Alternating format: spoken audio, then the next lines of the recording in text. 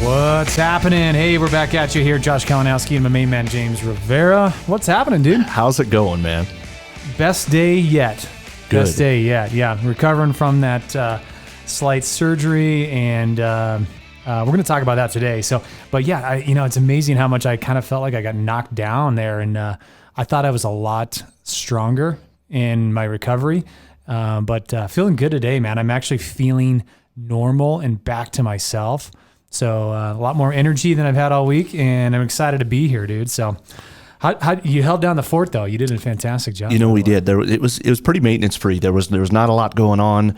No fires to put out. I think you and I discussed that. No real fires to put out. So it was pretty easy. Yeah, I would say that there's always fires to put out. Let's just say that maybe we're just so used to either the amount of them or the enormity of them that it's amazing what you get used to, and it's amazing what as you continue to grow and you take on more responsibility, the things that might have affected you in the past, it doesn't affect you now. True right? story. So, yep. All right, guys. Hey, listen, we want to come back at you today on this. So one of the things I just recently experienced, and this has been in the works for the last couple months, was I had to have some surgery, and I had a little skin cancer on my nose, and I had to have that done here this week.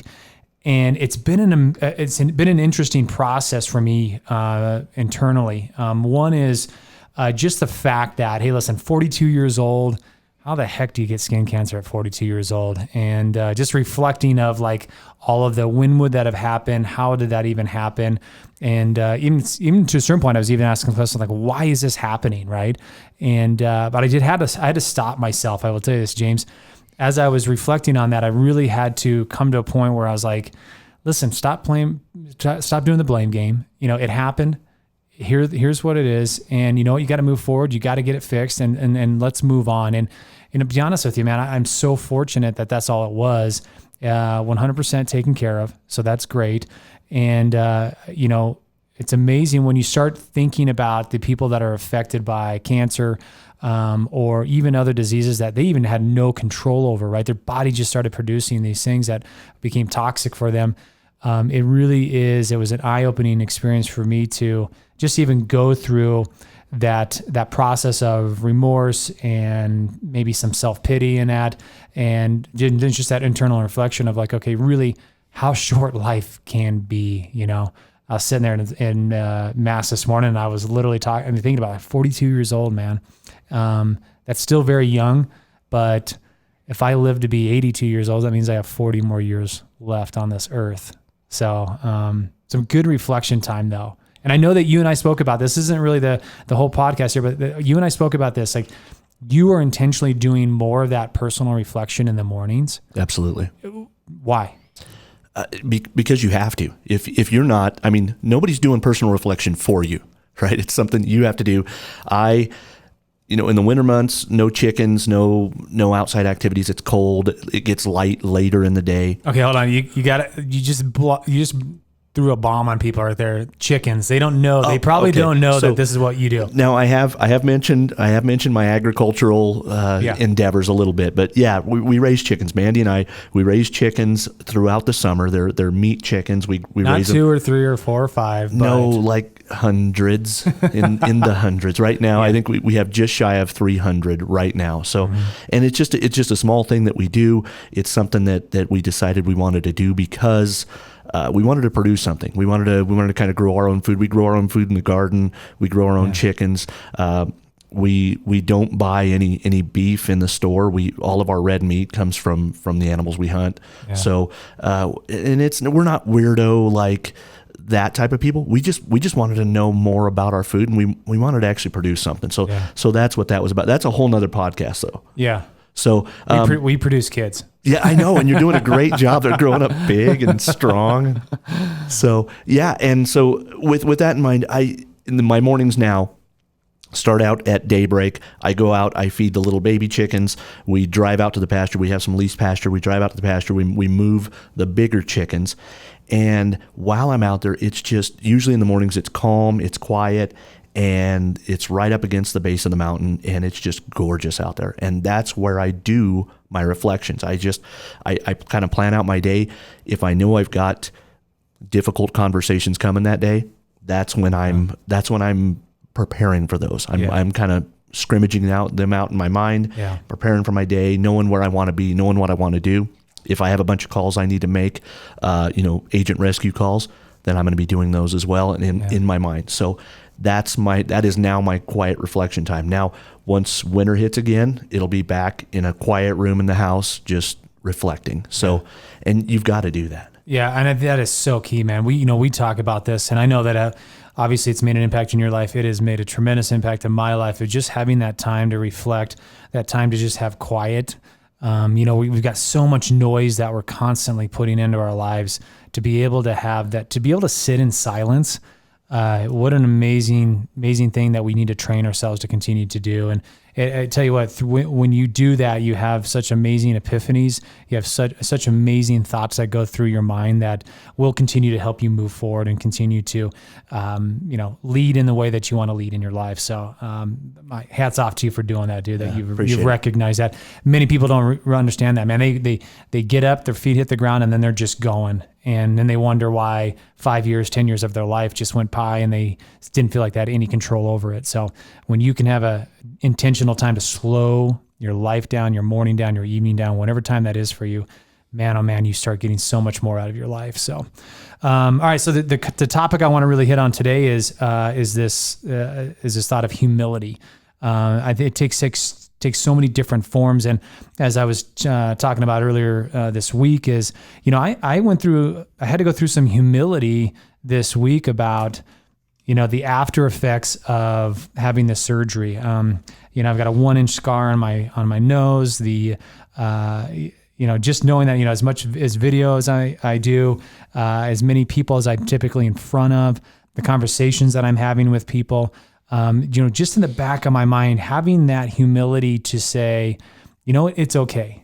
Like, it's okay to be in front of these people. It's, don't hide yourself in a corner. Don't put yourself in the closet, show up to work, have a great attitude. Don't be worried about the outside appearance, because as you told me, it's not about the outside appearance. It's about the things that you continue to say that are internal, that are impacting people.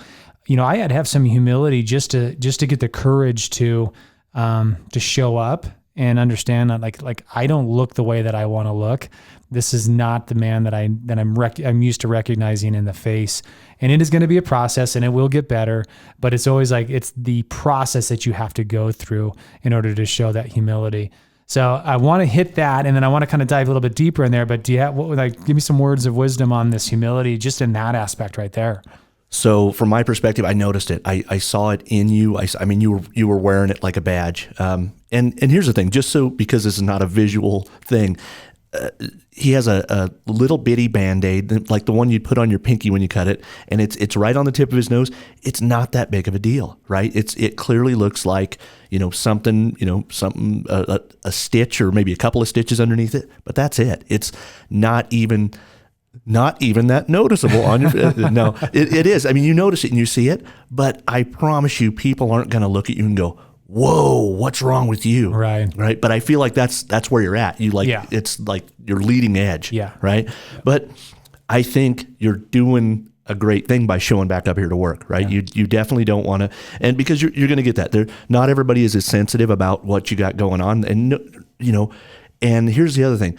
They're going to say, hey, what happened, Josh? And you're going to, of course, the C word is going to come up, and everybody, the air leaves the room when the C word comes out. Yeah. Oh, I didn't know, right? Yeah. No, hey, it was no big deal. Little surface rust. We had to get rid of it. Yeah. We're good now, right? So that's the biggest part of it, right? You're not looking for the sympathy. You're not looking for the attention. You're just like, hey, it was something that happened. It's done. Let's move on. But you're going to get to have that conversation a lot. Yeah. Right. Exactly. When you run into those people that you don't see on a regular basis, you're going to get to do that. And even after the Band-Aid comes off, you and I were talking about, what kind of scarrings are going to be, and you hope there's going to be minimal or no scarring. Yeah. Right. Exactly. So, but at the end of the day, I mean, I have a good friend that says, hey, you know what? Scars are just like tattoos with better stories. Right. Wow. So own it. Yeah. I want a scar on my wrist, not on my nose. All right. I think that's the biggest thing. Fair enough. All right. So, but I do want to talk about this concept of humility because, one of the things that we continue to talk about is leadership and what it takes to be a leader in your life, leading other people. We've talked about, positional leadership. We've talked about stewardship. And I really, as I was reflecting on this word of humility, one of the phrases that I came across many, many months ago, and I've talked about it before, was that the definition of humility, or just a characteristic of humility, is that true humility is not thinking less of yourself. It is thinking of yourself less. And as I reflect on the people that inspire myself, hopefully a lot of the leaders within our companies, the ones that really stand out to me are the ones that embody that right there. They've got a tremendous amount of wisdom. They've got a tremendous amount of knowledge. And because of that, they are so confident, not arrogant, because we talk about that. They're very confident in themselves that they have true humility in their life. And I do think it takes a lot as a leader. It takes a lot of humility in order to really serve people at their best. And I know that, you're experiencing this more and more, and you're seeing it. I think it's funny when, it's like when you start to identify these characteristics in leaders and in people that are hopefully becoming leaders, it's amazing how those really stand out. And one of the things that really, for me, it is just like black and white. When I see a leader that has tremendous humility in their life, man, they stand out from the crowd. It's like everybody else is black and white, and they're in color. And I think that, one of the things that you need to continue to do as a leader is think about, where are you at on this humility chart? Are you the one that is thinking less of yourself and more of other people? Or are you thinking more of yourself and less of other people? You are 100% right. And that is a thing. Sometimes we get into our expertise, right? And it almost becomes a disease, right? And we're like, oh man, I'm an expert in this field, or I'm an expert in that field. And, we rise to a level to where now we can share our expertise with other people, and how much humility we share that makes a difference on what type of leader you are. Yeah. Yeah, I would totally agree with that. One of the things that you and I spoke about, and I really want to hit on too, is like, if you haven't realized this already, is that typically the people that become leaders in any organization are the ones that start to really propel themselves and have success at a certain position. The unfortunate next step for them typically is to take a leadership role with less money. And we talk about finances a lot when it comes to the success, because we oftentimes identify success with financial success as well too. And that is definitely a portion of success for sure. Building wealth for your family and yourself. But I will tell you, if you start with comparing true leadership and financial success at the very beginning, you're missing the mark big time. I can't tell you how many times presidents of banks make less than the top producing agents. Leadership within organizations make less than the top producing salesmen. It just happens time and time again. And if you are a person that genuinely wants to lead other people, you better come to this realization right away that it's going to be a pay cut in order for you to get into that position, because there is no way, more than likely, right? There is the 1% firms out there that you can rise to the top and you get a pay raise, but more than likely you're taking a financial pay cut in order to start to a position of leadership in any organization. Hey, you are exactly right again. Both you and I have experienced this, right? There are agents in our offices making way more money than you and I are. Exactly. Right? You come from a little different angle.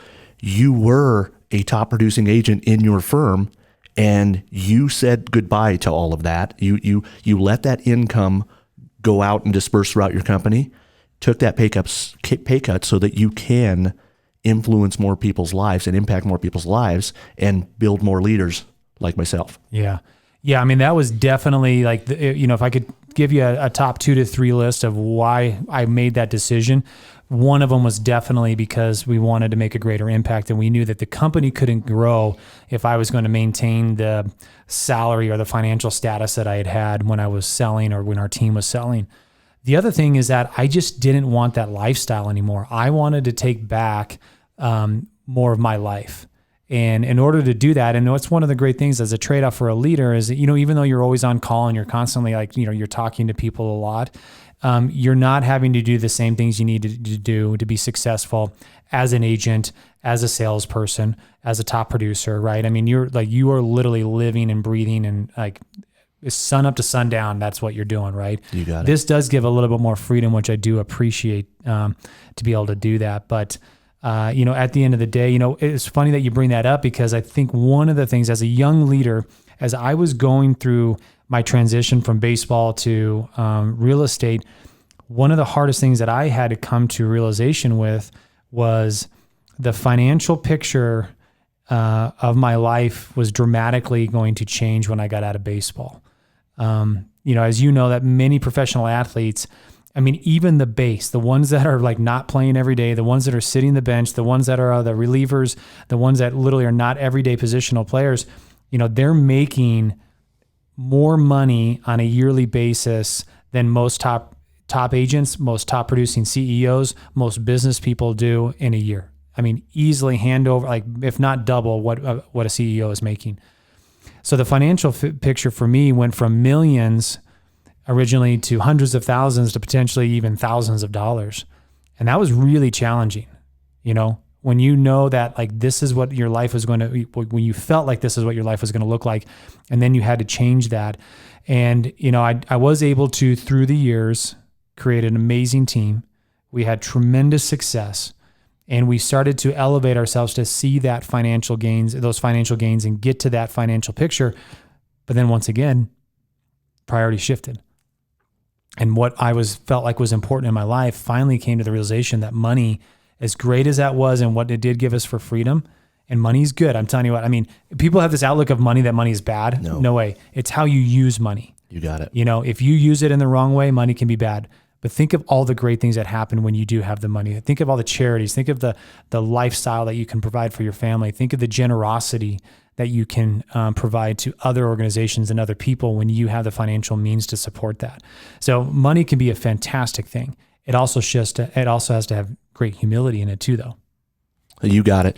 And so many times, looking back to let's go back to the professional athlete side of that. How many times is humility lost with all that money? Yeah. Right. And not a lot of humble millionaire athletes. And proof positive of that is what happens after they leave the game. Yeah. Right.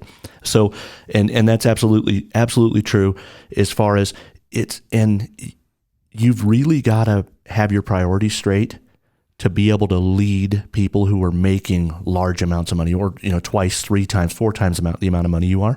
You've got to have your priorities straight. You've got to understand that, hey, I want to see them grow. I genuinely want to see them grow. Yeah. So that's why I'm pouring into them. Not because I want to see my bank account grow. Now, I'm a man of faith, and I have faith that as I grow more successful real estate agents, my income's going to grow. It's going to happen. I know it is. Yeah. But I've got to keep putting in the work. Yeah. Yeah. The more that you help people become successful in their lives, of course, obviously, the more impact that makes in your life as well, too. So I love this quote, and we're going to kind of start to wrap this up a little bit, but life is a long lesson in humility.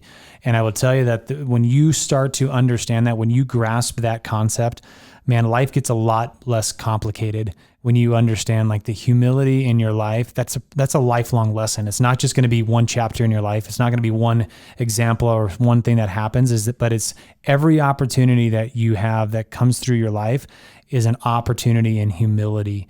And I tell you what, man, I really, it was hard to go through it at the very beginning, but I really was able to identify it very fast, and I embraced it. And that I have really been enjoying and praying about this humility in my life right now to help me become a better leader, and to just be able to be able to look myself in the mirror with the confidence that, regardless of what I look on the outside, regardless of what happened right there, nothing internally has changed in my life. And I still need to be the same person. I still need to show up the same way, and I still can make the same impact that I made in the past. Of course you can. All right, dude. All right. Well, we're going to wrap this up, man. We went a little bit longer right there, but I think it was, it was a deep conversation. And I think a lot of people don't like to talk about humility. if they do talk about it, they always like to talk about how others should have humility in their lives. I'm point the finger back at you. Point at the person in the mirror when it comes to humility, and ask yourself, when you're looking at this opportunity to have humility in your life, ask yourself, like, where are the areas that you need to have more humility for you to become a better leader in your life and a better leader for others that you are leading.